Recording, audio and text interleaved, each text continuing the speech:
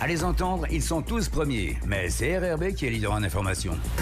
11h44, la suite de l'actualité dans Infomag, le journal. Et nous sommes à 5 jours du référendum du 4 novembre. Nous ouvrons une nouvelle page spéciale consacrée à la campagne référendaire. RRB, page spéciale référendum. Et nous recevons donc le sénateur Pierre Frogier qui a fait ce matin une déclaration face aux médias. Il appelle à un non massif à l'indépendance et il déclare que si les Calédoniens rejettent massivement l'indépendance, il faudra veiller à ce que ce résultat ne leur soit pas confisqué. Il annonce qu'en conséquence, il déposera une proposition de loi constitutionnelle de façon à supprimer les deuxième et troisième référendums qui sont envisagés par l'accord de Nouméa. Explication de Pierre Frogier au micro d'Elisabeth Noir. Pierre Frogier, bonjour. Bonjour. Merci d'être dans nos studios après cette déclaration solennelle. Donc Jean-François le disait, vous avez annoncé ce matin que vous alliez déposer une proposition de loi constitutionnelle de façon à écarter les deux et troisième référendums.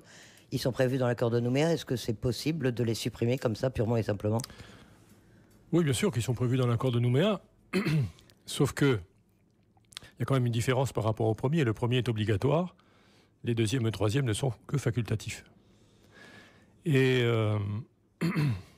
donc, puisque vous m'interrogez tout d'abord sur la procédure, le gouvernement de la République doit saisir le Parlement dans les semaines qui viennent d'une réforme constitutionnelle. Et donc j'ai l'intention de me greffer sur cette réforme constitutionnelle pour obtenir qu'effectivement les deuxième et troisième référendums, qui je le rappelle ne sont que facultatifs, d'obtenir qu'ils soient écartés de façon à ouvrir l'horizon, un nouvel horizon pour tous les Calédoniens. Mais par ailleurs, je crois qu'il faut comprendre, en tout cas dans ma démarche, dans mon raisonnement, que si les Calédoniens s'expriment massivement contre l'indépendance, ça voudra dire que un grand nombre de nos compatriotes qui votent indépendantistes aux élections générales, je veux dire aux élections municipales, aux élections provinciales et même aux élections législatives, cette fois-ci, parce que la question c'est oui ou non à l'indépendance, ils auront voté non à l'indépendance, si le résultat est massif. Et moi je veux être à l'écoute de celles et ceux qui ont décidé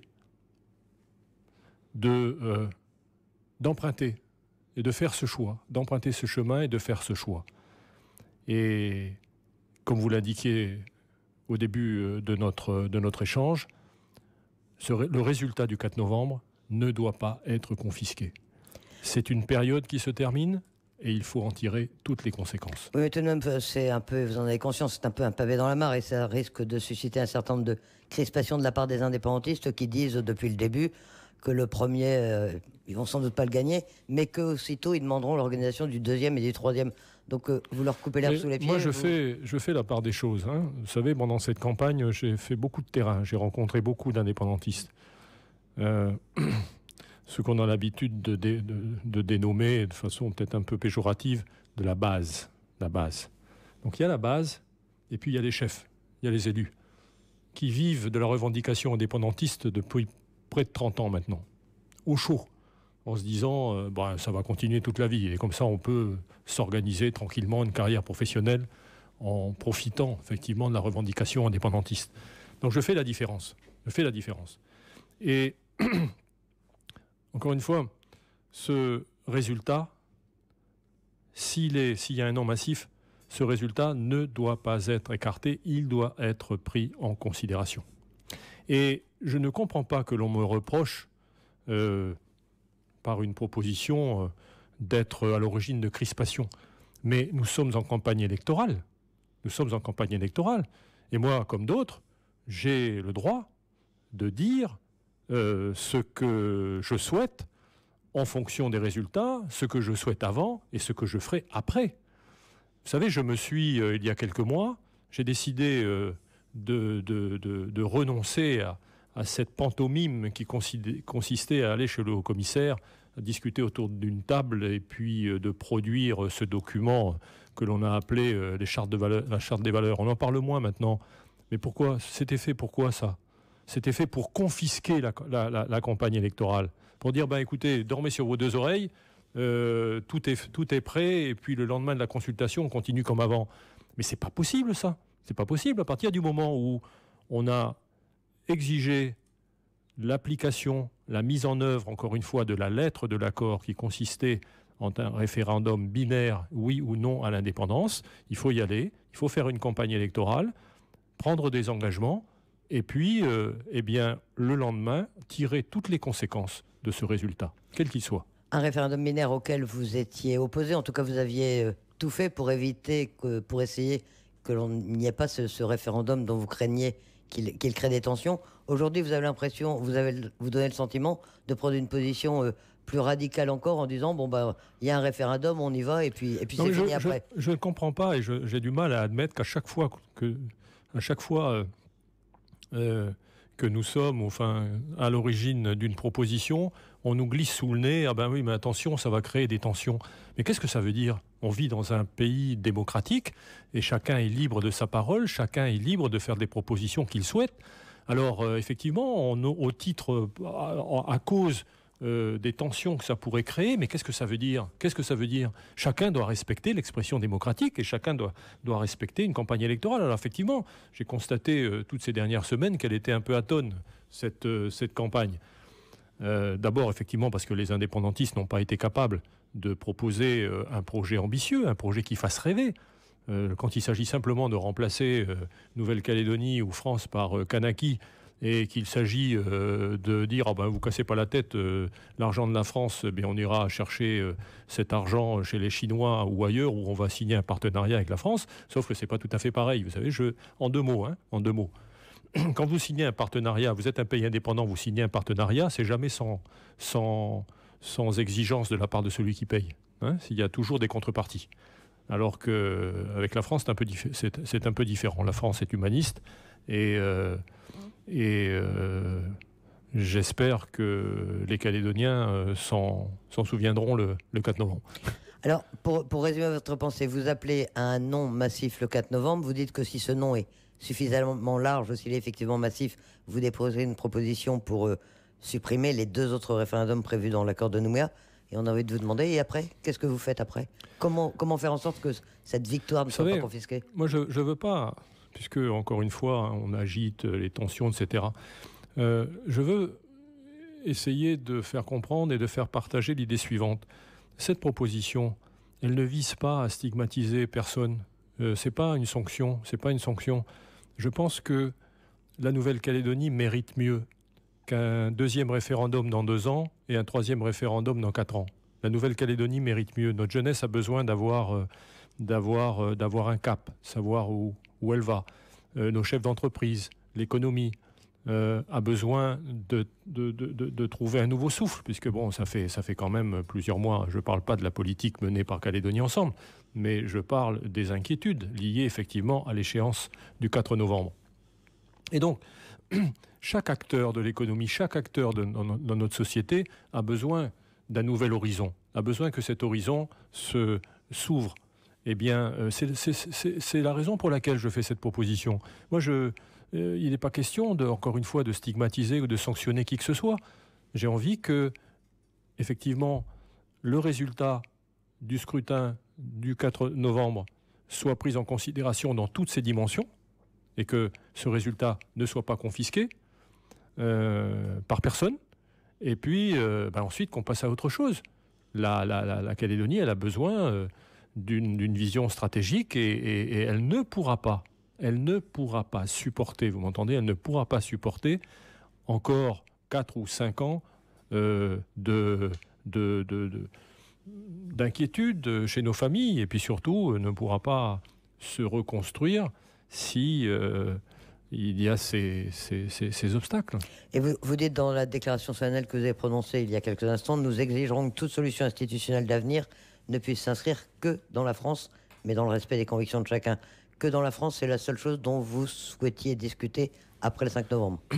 Ça fait un petit moment que je dis ça déjà, mais 2 mots sur ce qui s'est passé ces 30 dernières années, notamment depuis l'accord de Matignon, l'accord de Nouméa. C'est vrai que Matignon et Nouméa, Jean-Marie Tjibaou avait signé pour que la Calédonie accède à l'indépendance, Jacques Lafleur pour que la Calédonie reste dans la France. On nous avait d'ailleurs beaucoup reproché en 1988, hein, et en 1998, ça a été pareil. Et donc, on voit bien, et ça a été un reproche, que pendant 30 ans, il y a eu cette forme d'ambivalence. Les uns disant, moi, je veux aller vers l'indépendance, les autres disant, mais nous, on veut rester dans la France. Mais je considère que le résultat du 4 novembre va trancher cette espèce d'ambivalence. On reste dans la France. Et donc, toute nouvelle organisation institutionnelle, tous les nouveaux équilibres à venir, et il ne s'agit pas d'écarter la revendication indépendantiste, il ne s'agit pas d'ignorer que la vie politique calédonienne s'organise entre les indépendantistes et nous, mais toute nouvelle solution, enfin en tout cas moi je me mettrai autour de la table, dans le cadre d'un dialogue constructif et dans le cadre de la recherche de compromis, si tout ça s'inscrit dans la France, parce que c'est ce qu'auront exigé de nous les électeurs qui vont s'exprimer le 4 novembre prochain. Une proposition de loi constitutionnelle, elle peut s'intégrer dans la réforme constitutionnelle qui doit être soumise au Parlement. Est-ce que vous en parlerez au Premier ministre qui arrive le 5 novembre à Nouméa?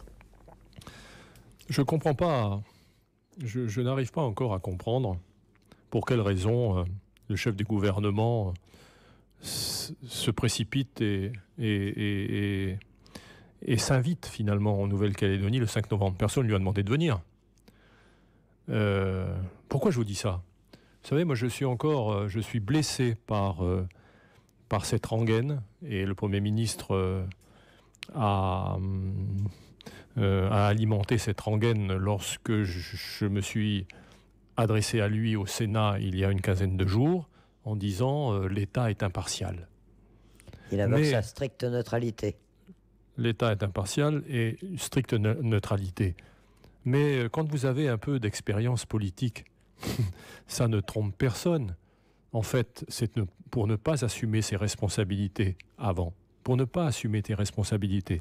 Et vous savez, nous sommes encore quelques-uns à avoir investi une partie de notre vie, 30 années dans Matignon et Nouméa, pour que la Calédonie reste française. Et quand au bout de ce long chemin, le chef du gouvernement qui incarne la souveraineté de la République française, avec le président de la République, en Nouvelle-Calédonie, n'a qu'un seul mot à la bouche: ah mais moi, l'État est impartial. Et donc finalement, débrouillez-vous entre vous. Débrouillez-vous entre vous.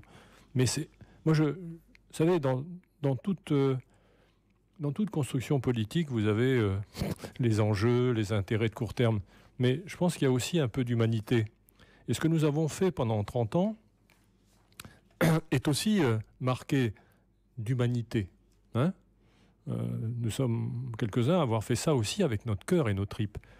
Et quand au bout de 30 ans, le chef du gouvernement vous dit finalement, débrouillez-vous, moi ça ne me concerne pas, mais c'est une blessure.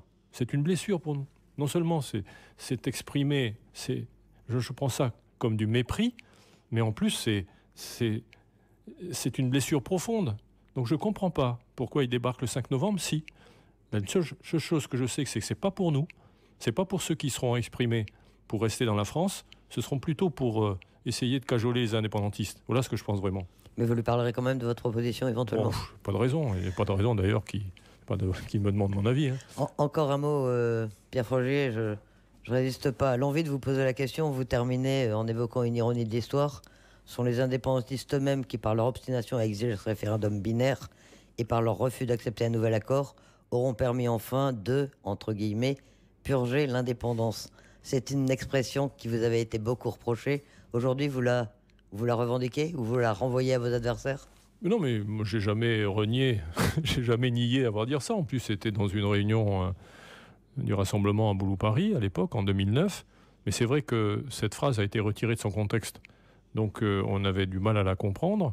Et ça pouvait apparaître peut-être effectivement un peu agressif ou méprisant à l'égard de l'engagement, effectivement, à l'égard de la revendication indépendantiste. Ça pouvait apparaître comme ainsi.